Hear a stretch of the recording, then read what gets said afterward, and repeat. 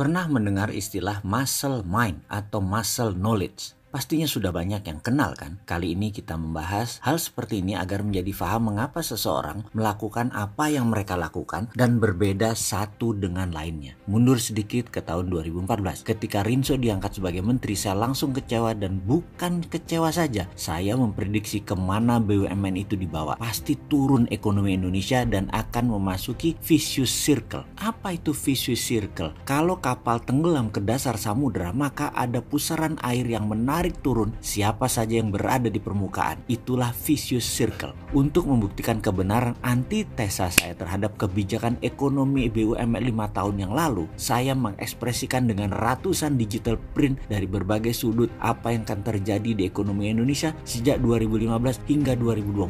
Banyak yang tidak percaya dengan cara pandang saya tersebut. Misalnya jauh hari saya mengatakan rupiah akan di atas 14.000, banyak impor, dan akan banyak transaksi-transaksi di luar negeri yang dalam tanda petik banyak mainnya, serta saya memprediksi BUMN akan merugi besar. Walaupun 80% tebakan saya itu kejadian di tahun berikutnya hingga saat ini, tetap saja dianggap itu semua kebetulan ilmunya Sontoloyo itu. Bagi saya, ke depan harusnya BUMN itu diubah, dan sepertinya menek BUMN yang sekarang lebih mendengar suara si Sontoloyo. Intinya, saya ingin Indonesia selamat ekonominya, bukan mau mengkritik brutal tanpa solusi. Kita bicara sekarang bidang ekonomi global. Saya ini percaya bahwa sesungguhnya G20 atau negara 20 besar dunia yang selalu menjadi acuan dunia untuk perekonomian sebenarnya sudah tidak ada. Yang ada hanyalah G2, bukan G20.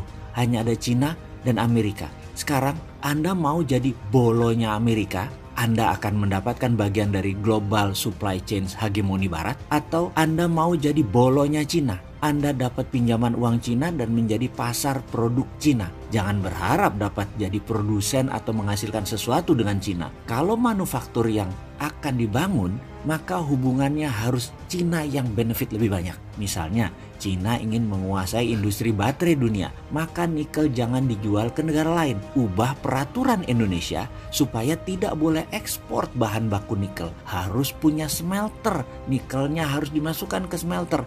Dan itulah Cina diuntungkan karena smelter yang ada di Indonesia semuanya milik Cina dan milik seorang pejabat penguasa saat ini.